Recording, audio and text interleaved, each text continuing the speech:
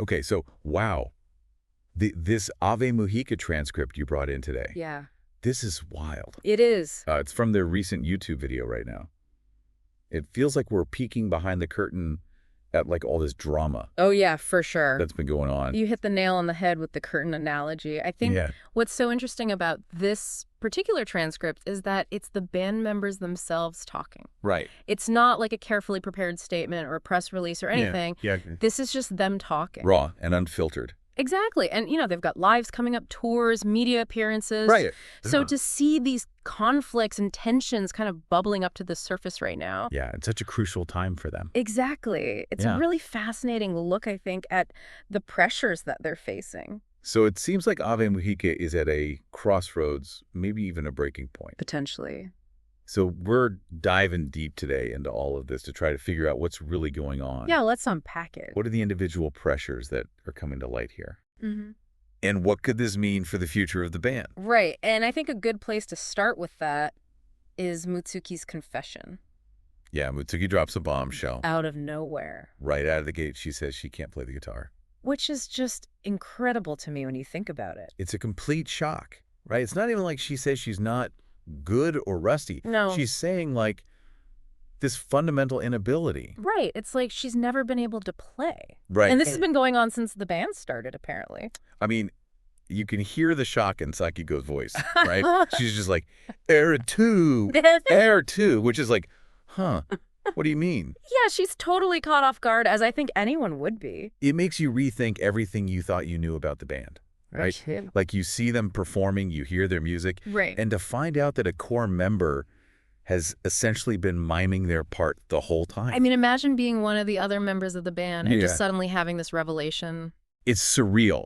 And then things get even weirder Oh, yeah. when this presence, calling itself Mortis, enters the conversation. Yeah, this is where things get really interesting. Okay, so. Mortis says that they've been with Mitsuki for a long time. Right. And they see Mitsuki joining Sakiko's band as, like, the start of her suffering. Right. Mortis blames Sakiko for Mutsuki's current state, this deep sleep that she's in. Right. And they talk about protecting Mutsuki and her beloved band. And then they even mention a doll. Yeah, the doll thing is pretty unsettling. It is. It really is.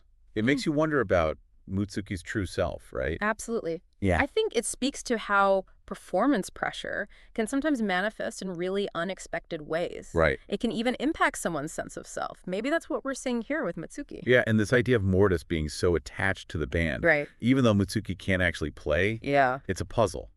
It's like, what is Mutsuki's real connection to Ave Mujica? It makes you question her true feelings towards the band, doesn't it?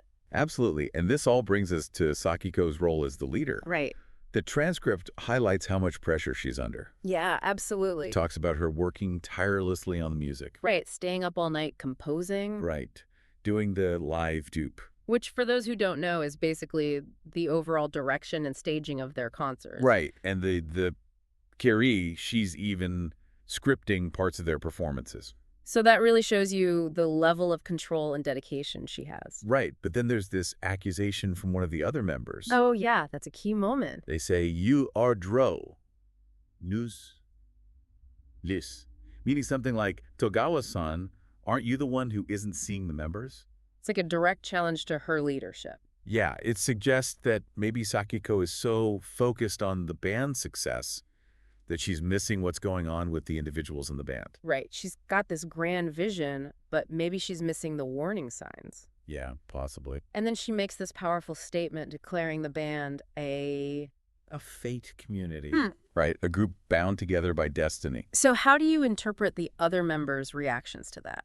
Well, Saki seems to agree, Right. Probably because she and Sakiko are so close. but the others think it's Tam. Exaggerated. Yeah, like they don't necessarily share Sakiko's intense level of commitment to the But band. it raises the question of whether that kind of all-encompassing view of the band is even sustainable. Yeah, especially when the members have such different needs and realities. Exactly. And then you see that friction really come to a head with Riona. Oh yeah, Riona's anger is palpable. It is. You can really feel it. She sees Mutsuki's deception as a betrayal, and she's made so many sacrifices for the band herself. Yeah, her speech about the collective effort is so important. Absolutely. It reminds us that it's not just about the 5 members of Ave Mujica. Right. There's a whole team behind them. There's the audience who invests time and money. Yeah.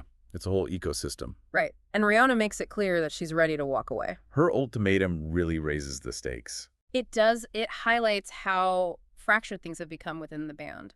If she quits Ave Mujica as we know it, is probably over. Yeah, it really feels like a make or break moment. And then there's Wika, who seems to be on this emotional roller coaster. Yeah, she's really interesting. At first, she's trying to be supportive, like she's mediating. Mm-hmm. But then later, she says the band shouldn't disband for Sakiko's sake. Right. It's a shift in perspective. And then there's her reaction to Mutsuki's, When she played the doll.